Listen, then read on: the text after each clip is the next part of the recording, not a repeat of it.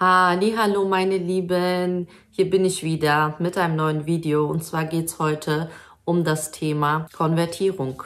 Und zwar wieso, weshalb, warum bin ich zum Islam konvertiert. Bevor ich anfange, über meine ganz persönliche Geschichte, Erfahrung, meine Gedanken und Gefühle mit euch zu teilen, möchte ich eine Sache klarstellen, die mir sehr, sehr wichtig ist. Wenn du hier sitzt, gerade mein Video anschaust, kein Moslem bist, vielleicht Christ bist, Jude, Buddhist oder was auch immer oder sogar Atheist, ist das vollkommen in Ordnung. Was mir sehr wichtig ist, hier ganz klar zu betonen, dass jeder Mensch das Recht hat, so zu leben, wie sie es für richtig hält. Jeder von euch hat das Recht, die Religion, sie es für richtig hält, auszuleben. Das heißt, ich erzähle euch meine Geschichte, wie ich konvertiert bin, den Weg, den ich für mich persönlich, für unsere Familie, für den richtigen halte.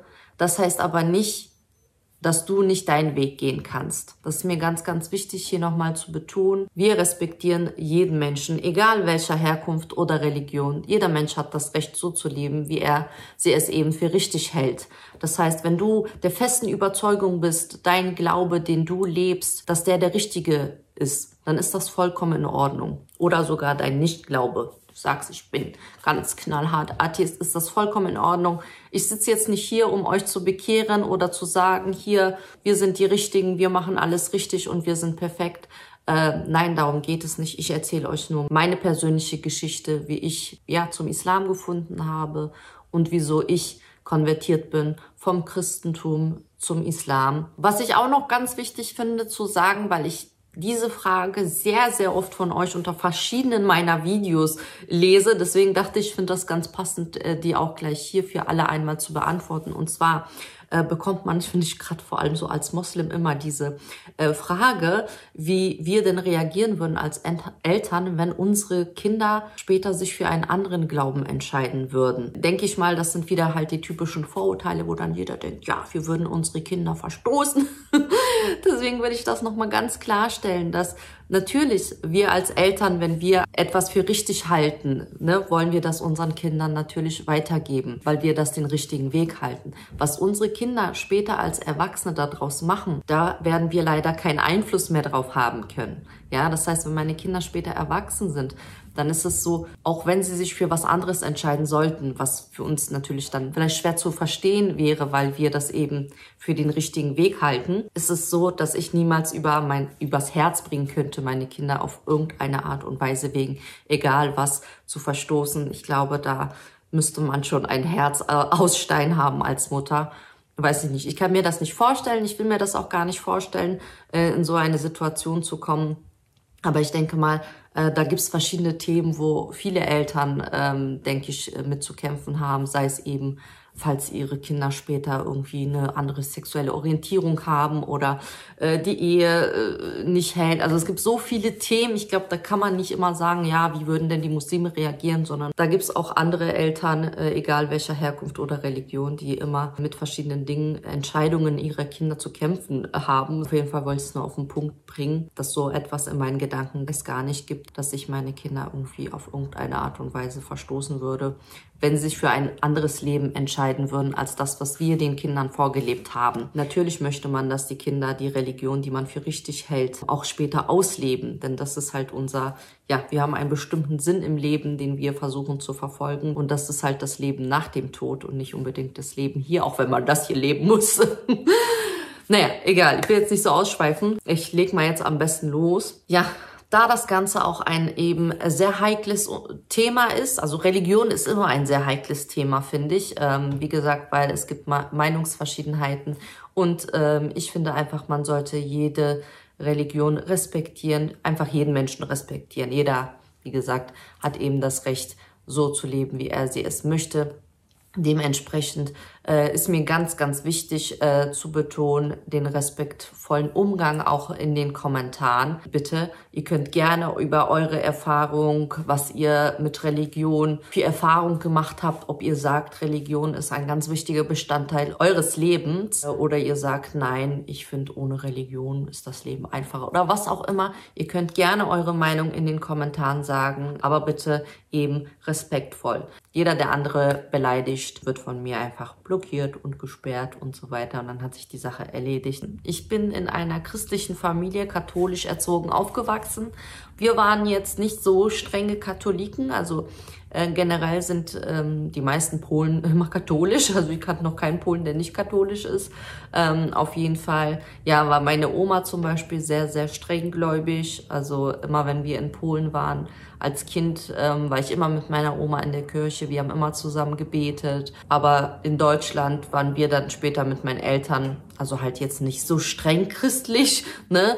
Genauso, das ist halt wieder so ein Beispiel, ne? Genauso ist es bei Muslimen, weil es jemanden gibt, der sich Moslem nennt, heißt ja nicht, dass er unbedingt seine Religion auslebt, ne? Und genauso ist es halt bei den Christen. Wir haben uns halt Christen genannt, wir haben uns katholisch genannt, aber ja, wir waren jetzt nicht so, dass wir das so stark jetzt ausgelebt haben, wie vielleicht andere Katholiken. Also wir waren jetzt nicht so viel in der Kirche, hier in Deutschland halt, oder ich hatte halt auch keine Kommunion. Meine Eltern fanden das halt nicht so wichtig, dass wir eine Kommunion bekommen, obwohl das halt bei den Katholiken schon sehr wichtig ist.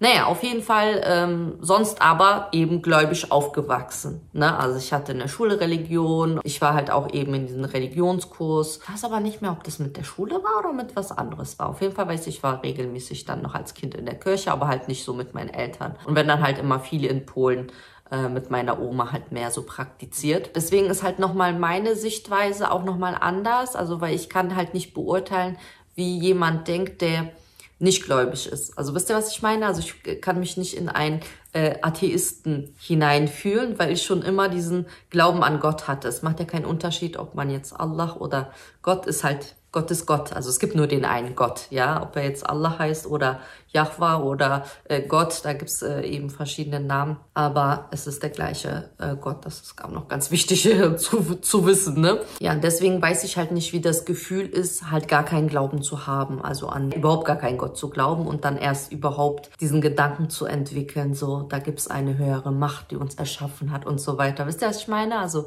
ich weiß halt nicht, wie sich so ein Atheist fühlt, sage ich jetzt mal so ganz ehrlich, weil für mich war es halt immer selbstverständlich, dass wir von Gott erschaffen wurden und dass Adam und Eva die ersten Menschen waren und so weiter. Da will ich jetzt halt nicht so weit hinausschweifen. Aber ja, so viel dazu. Und meine erste Berührung mit dem Islam war halt eigentlich erst, als ich meinen Mann kennengelernt habe damals, weil ich hatte in der Schule, also ich hatte nie vorher so richtig Kontakt zu Muslimen. Also mein Freundeskreis und so waren keine Muslime dabei. Also wie gesagt, mein erster Kontakt war dann in dem Sinne mein Mann. Wobei wir eigentlich gar nicht über die Religion viel gesprochen hatten. Also es war viele Dinge, halt ich weiß halt dann, ich wusste ich halt im Nachhinein, also dass mir halt viele Dinge, die an ihm mir an ihm gefallen haben, halt dadurch waren, weil er Moslem ist, aber das wurde mir halt erst später bewusst. Ich würde halt nicht sagen, dass ich halt durch ihn unbedingt zum Islam gefunden habe. Also klar, er war halt so mein erster Berührungspunkt, aber ich sag mal so richtig eigentlich erst, als wir geheiratet haben, weil das war dann halt so der Punkt, wo ich mich dann intensiv damit auseinandergesetzt habe.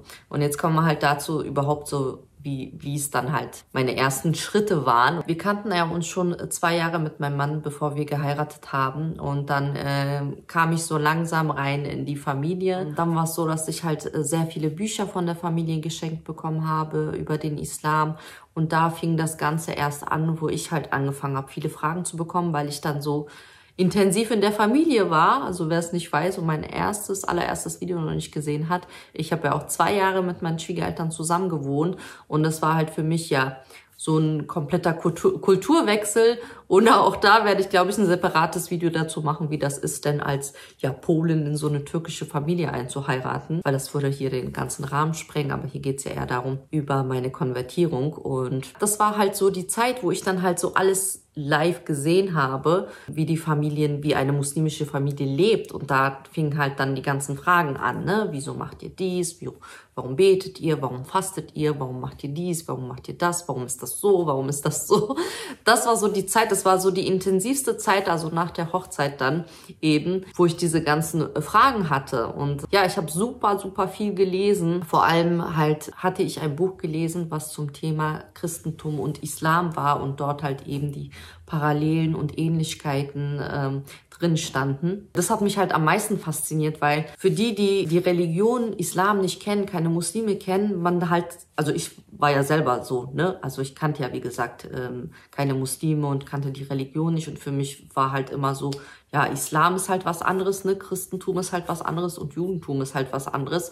Aber ich kannte halt gar nicht diese Verbindung, wie eigentlich alles ja zusammengehört, ne? Das ist ja richtig, dass die Tora als erstes kam und dann halt die Bibel und als letztes eben der Koran und das für uns eben ja die Vervollständigung ist, dass wir eben an alle Propheten, die davor waren, glauben und all diese Sachen, das hat mich halt so fasziniert und ja, hier kommen halt öfters so Kommentare von eben auch ja, sage ich jetzt mal streng Christen, die ja mich kritisieren oder eben auch von vielen Polen bekomme ich halt die Kritik, dass ich wie so eine Verräterin bin und wie kann das sein und ich bin jetzt zum Islam konvertiert und verleugne Jesus und liebe Jesus nicht mehr und sowas, wo die Leute ja eben, weil sie es nicht kennen, ne, wie gesagt, denken, ist halt was ganz anderes, verstehen sie gar nicht, dass ich ja immer noch Jesus liebe und all die Propheten, die vor ihm kamen und eben auch den letzten Propheten. Ne, und das verstehen halt viele nicht.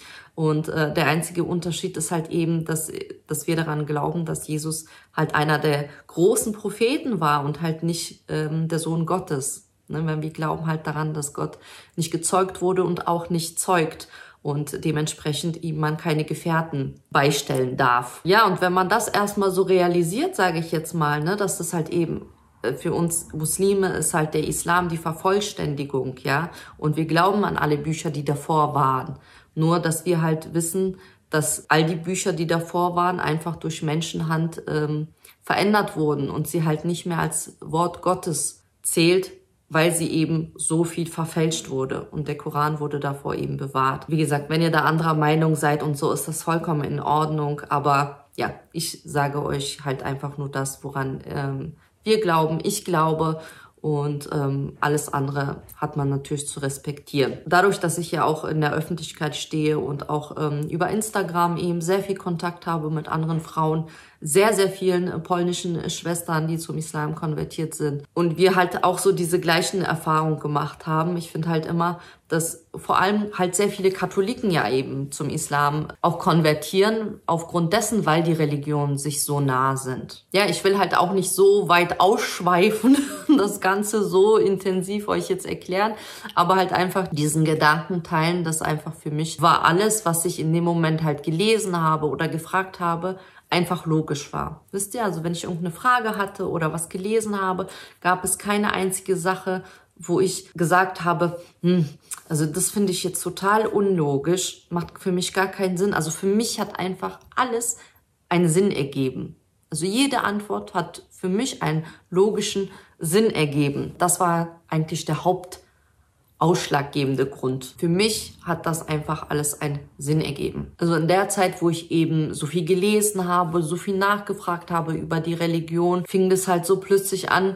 Das ist halt auch ein komisches Gefühl, was man so, wenn man darüber redet, ist halt so schwer, jemandem das zu erklären, der das selber nicht erlebt hat, ne? Wenn ihr selber zum Beispiel schon als Muslime von Kindheitstagen an aufgewachsen seid und so, kennt ihr da dieses Gefühl wahrscheinlich nicht. Ich habe etwas erfahren, was ich vorher einfach nicht wusste. Also ich habe mich vorher keine Gedanken darüber gemacht. Ich habe vorher nichts darüber gelesen. Das hat mich einfach nicht interessiert. Ja, ich bin so aufgewachsen, wie ich aufgewachsen bin. Und wie gesagt, Glaube war für mich gar kein Thema so. Ja, Gott hat uns erschaffen und so. Aber halt nie so dieses intensive, wieso lebe ich eigentlich? Und was ist der Sinn deswegen? Also was ist der Sinn, warum ich hier lebe? Und was habe ich davon? Und was ist dann, wenn ich tot bin? So, wisst ihr, was ich meine? Also so gläubig, aber halt nie so dieses, zum Beispiel, ich gebe euch mal ein Beispiel. Als damals eben meine Oma gestorben ist, war das so das erste Mal, wo ich so mir Gedanken gemacht habe. Und auch da gibt es nämlich so Unterschied, finde ich. Es gibt Menschen,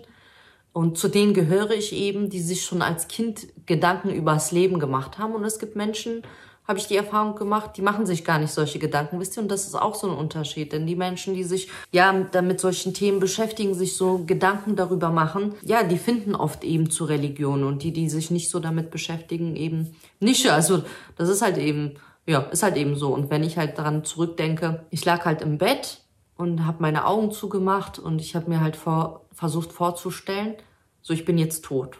Ne? Also ich habe mir jetzt vorgestellt, jetzt meine Oma ist ja gestorben, das war meine erste Konfrontation so mit dem Tod. Und dann habe ich mir versucht vorzustellen, so, ich bin jetzt tot.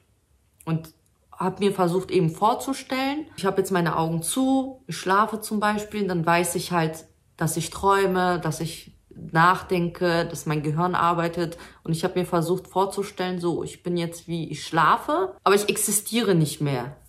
Gibt's nichts mehr. Ich träume nicht, ich habe keine Gedanken mehr. Also ich bin einfach so weg vom Fenster. Ich habe mir das versucht, so intensiv vorzustellen.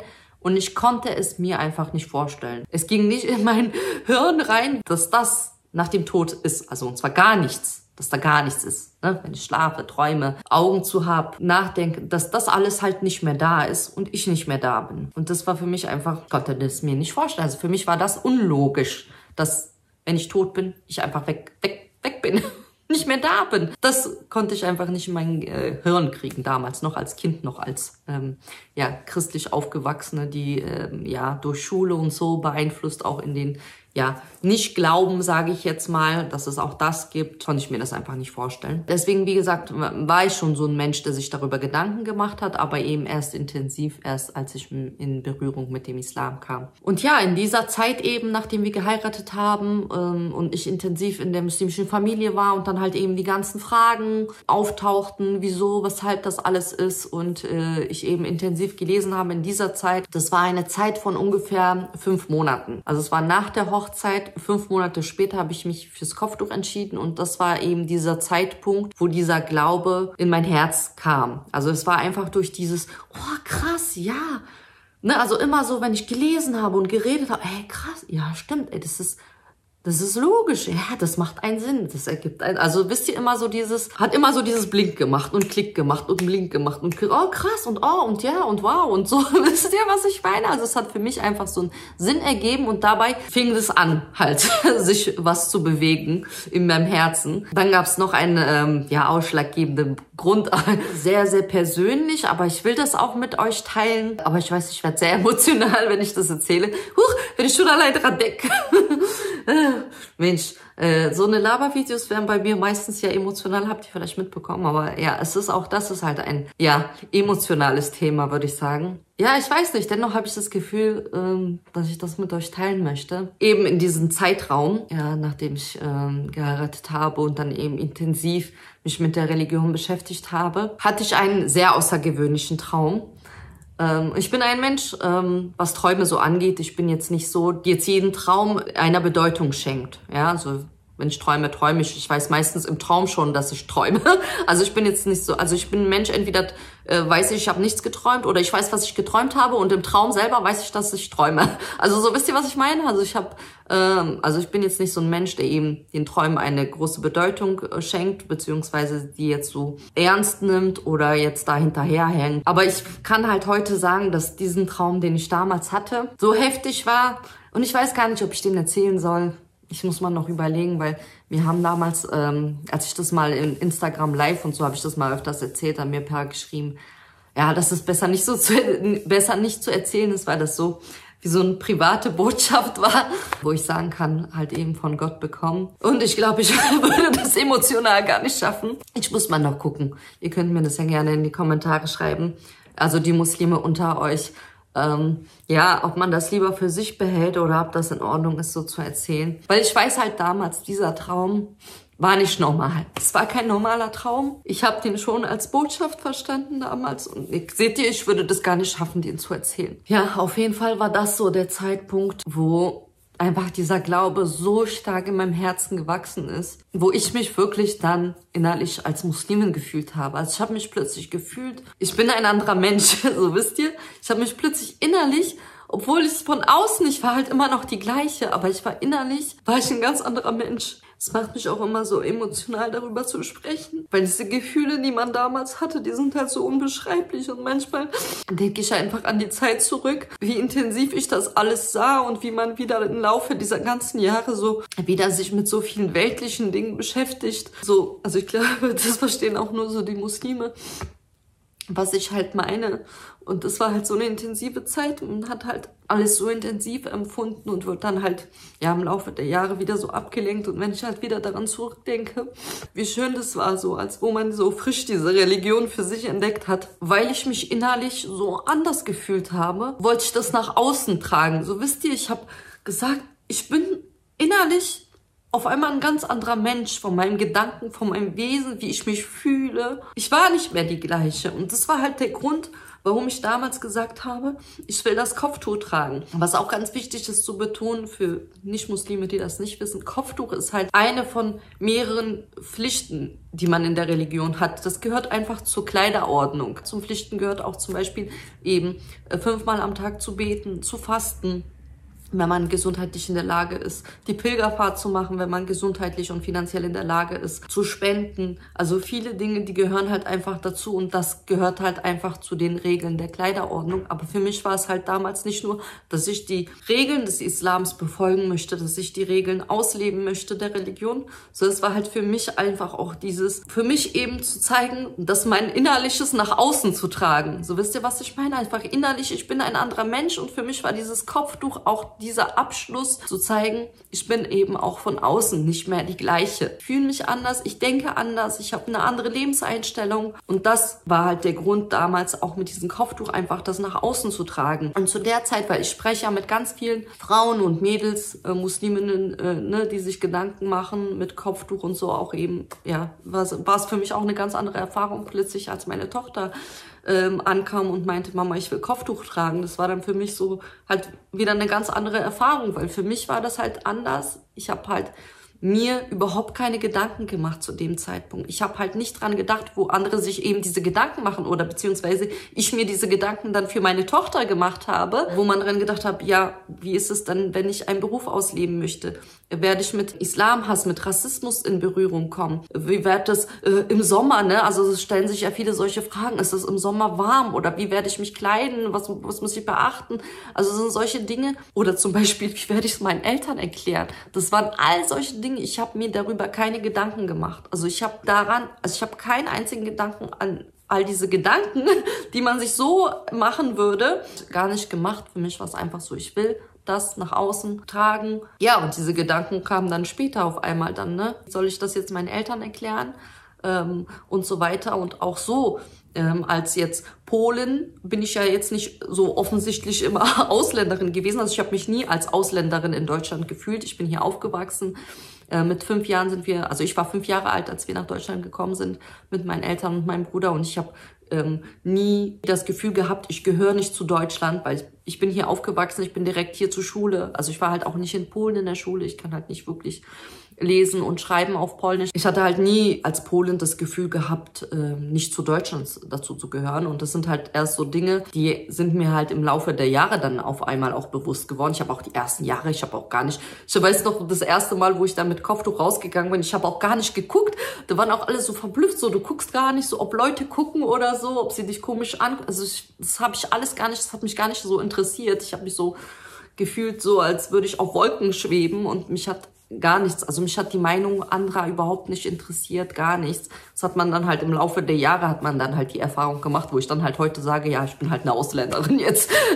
Ich kann mich halt nicht wie früher als Polin eben unter das Volk mischen und nicht auffallen, sondern man fällt halt auf. Das ist halt einfach so. Aber ja, dafür bin ich Gott sei Dank sehr selbstbewusst und habe da keine Probleme mit. Also wie gesagt, ich mache mir immer keinen Kopf darüber, was andere Menschen über mich denken. Denn meistens sind Menschen, die einen einfach nicht kennen, nicht gut genug kennen, gar nicht kennen oder eben voller Vorurteile sind. Deswegen gebe ich da halt nicht so viel Meinung da drauf. Mir ist eher die wichtigste Meinung, wie mein Schöpfer über mich denkt. Ja, letztendlich, was eben in unserem Herzen ist, weiß halt auch nur unser Schöpfer am besten. Das kannst du halt nicht wissen. Ja, wir leben halt in einer sehr schweren Zeit und das ist halt auch so eine Sache, als ich konvertiert bin, müsst ihr bedenken, dass ich von allen Seiten konfrontiert worden bin. Weil, wenn ihr guckt jetzt, meine familiäre Seite, also jetzt nicht alle, aber ich sage jetzt mal einen Teil, ne, der hat dann gedacht, so ja, die haben ihr eine Gehirnwäsche verpasst, die haben ihr da was eingeredet, die haben sie gezwungen,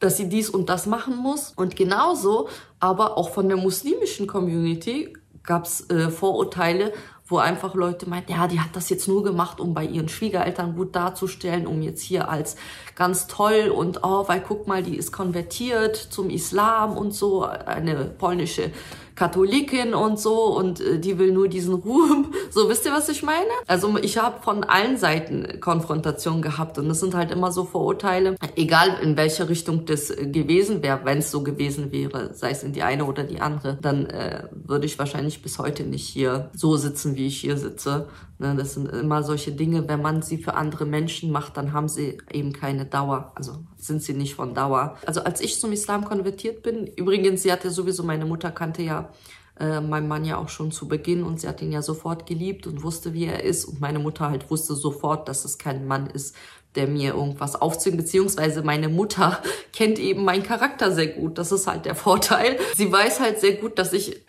so ein bisschen sturer Mensch schon immer war, der sich ungern von anderen was sagen lässt. Hätte mir damals jemand gesagt, und auch diesen Spruch hatte ich, also solange ich nicht irgendwie Kopftuch tragen muss, ist halt in Ordnung, ne? Also dass ich mich da so ein bisschen zu Beginn der Ehe ein paar Sachen angepasst habe, war halt auch mein Spruch da, ne? Solange ich halt kein Kopftuch tragen muss, ist halt alles in Ordnung, ne? Dass man halt so ein bisschen so ein paar Sachen aufpasst, ne? Aus Respekt vor den Schwiegereltern. Ja, und heute lache ich halt darüber. Ja, dann hätte mir damals irgendjemand gesagt, oder damals mein Mann so etwas gesagt, so, du musst später, wenn wir heiraten, Kopftuch tragen oder so, ja, dann wäre ich wahrscheinlich nicht mit ihm heute verheiratet, weil ich bin halt so ein Mensch, ich mache halt Dinge, wenn dann halt von mir aus, aber nicht, weil andere die mir so vorschreiben. Weil meine Mutter eben diese Charaktereigenschaft von mir sehr, sehr gut kannte, wusste sie halt sofort, obwohl ich trotzdem Angst hatte, also sie wusste zwar, ich bin konvertiert, war jetzt für sie kein Problem, aber ich hatte dennoch Angst, als ich dann mich fürs Kopftuch entschieden habe, weil das war halt, wie gesagt, dann so, ich wollte es unbedingt, und dann habe ich damals meine Schwägerin die ganze Zeit genervt, so, komm, wir müssen jetzt Kopftücher kaufen, und sie, ja, komm, mach mal jetzt keinen Stress und so, lass dir mal Zeit, und ich so, nein,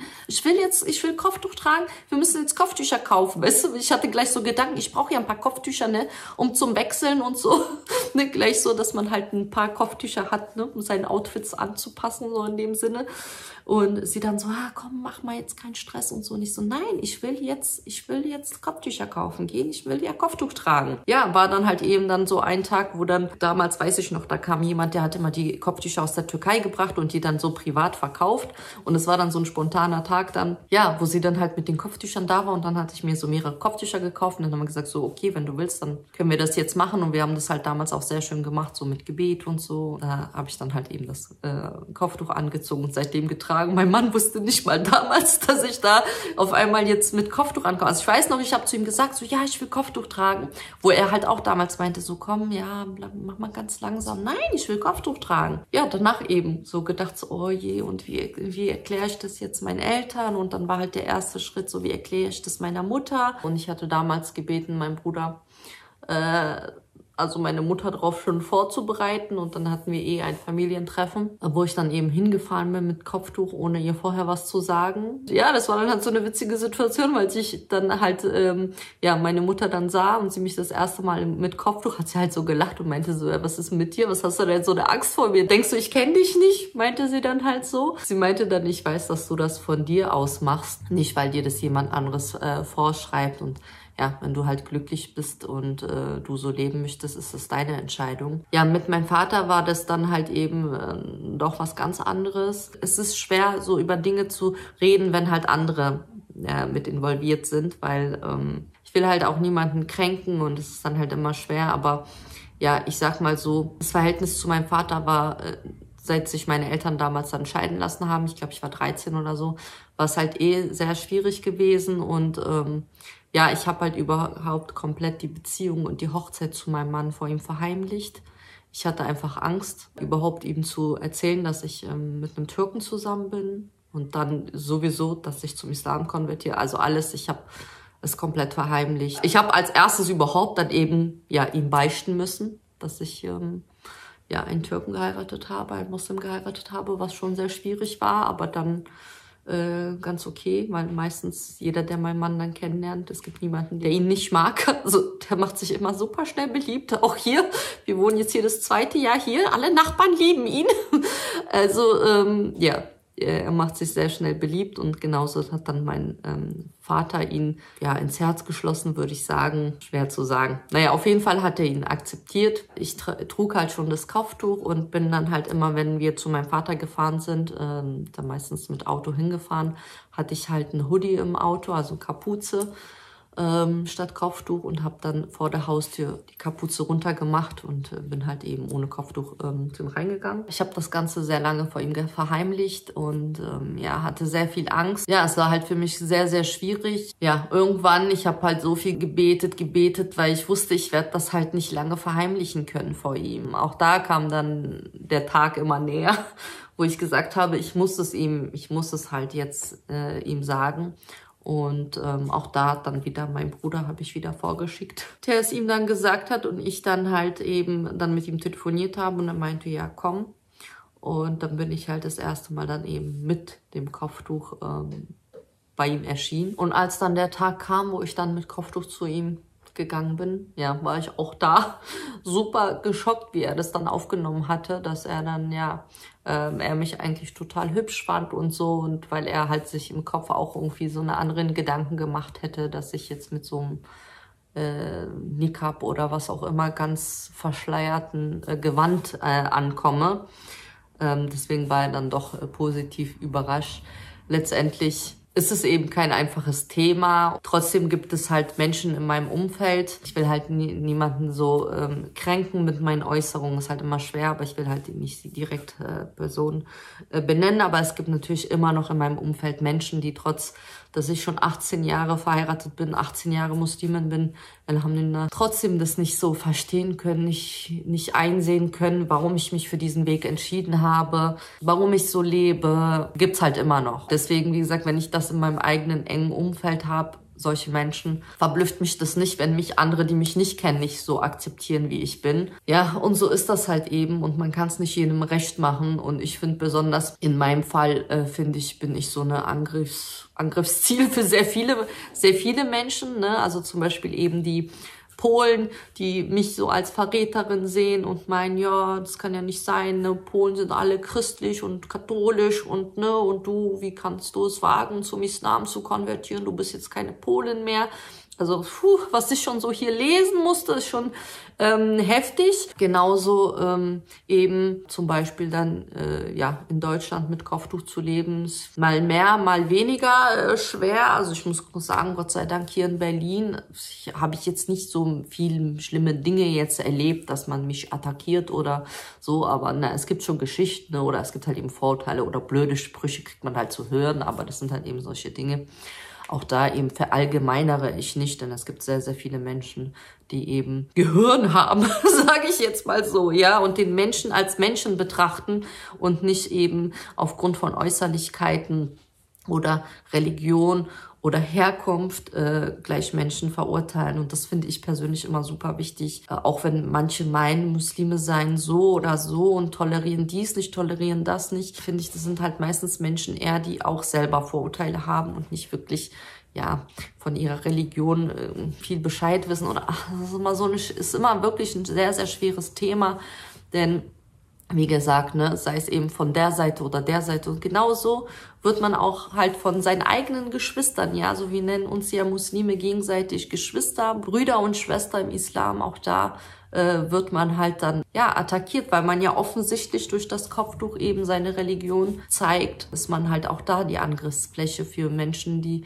dann der Meinung sind, du machst dies falsch, du machst das falsch, du musst das so machen, du musst so leben. Ja, das ist dann halt immer traurig, weil ich finde, bevor man Menschen verurteilt oder Dinge sagt oder schreibt, muss man sich immer in sich selber ein bisschen reinhören und denken, weil letztendlich ihr wisst halt nicht, was in dem Menschen in seinem Herzen ist. Wisst ihr wisst nicht, womit der Mensch zu kämpfen hat, was er in seinem Leben durchgemacht hat, mit welchen Dingen er sich beschäftigt und mit welchen Dingen, ja, es ist halt einfach sehr, sehr, sehr, sehr schwer. Ja, wenn halt jeden Menschen mit Respekt begegnen würde, ohne gleich Vorurteile zu haben, ich glaube, dann wäre unsere Gesellschaft generell das Leben viel, viel einfacher, als wenn man Menschen immer in diese Schubkästen packt. Das mag ich halt überhaupt nicht. Es gibt halt einfach Menschen, zum Beispiel jetzt, auch damals eben um auf zurückzukommen, auf meinen Vater, warum ich so viel Angst hatte, ihm die Dinge, ihm zu beichten, dass ich Muslimin geworden bin, dass ich Kopftuch trage, liegt halt einfach daran, weil mein Vater kannte halt die Religion nur durchs Fernsehen. Und wenn man sich selber nicht mit der Religion beschäftigt, sondern nur das hört, was in den Medien verbreitet wird, dann hat man eben seine Vorurteile. Das ist einfach so. Aber wenn man sich als Mensch ein bisschen mit der Thematik beschäftigt, denn hat ja auch viel mit Politik und so weiter zu tun, merkt man sehr schnell, dass da irgendwas falsch läuft. Ich hoffe, ich konnte euch so ein bisschen das Ganze erklären und erzählen, wie es so für mich war. Ich habe auch viele Sachen ausgelassen. Es ist, wie gesagt, immer so schwer, wenn man so Dinge in die Öffentlichkeit stellt. Man möchte halt, wie gesagt, andere Menschen halt auch nicht verletzen oder irgendwelche Dinge sagen, preisgeben, die derjenige vielleicht nicht möchte. Ich hoffe dennoch, ihr konntet was aus diesem Video ziehen und vielleicht ein bisschen mehr Verständnis aufbringen für andere Menschen und auch dieses Verständnis zu haben, dass es auch Menschen gibt, die wirklich aus freier Entscheidung sich für einen bestimmten Lebensweg entschieden haben. Denn ich muss natürlich auch mit dem Vorurteil leben und dieses Vorurteil ist nicht nur unter Nicht-Muslimen, sondern ich fand es ja ganz witzig, als ich damals eben auch noch frisch konvertiert war und mit Kopftuch getragen habe und dann halt auch so, angefangen habe mit Social Media und so, wie viele türkische oder beziehungsweise muslimische Frauen mich gefragt haben, ob ich denn das Kopftuch für meinen Mann trage, wo ich dann so dachte, wer trägt denn das Kopftuch für seinen Mann? Also das sind so Dinge, die dann man so halt alles im Laufe der Jahre so kennenlernt und sieht, was es so für verschiedene Facetten gibt. Und natürlich gibt es bestimmt auch diese Fälle.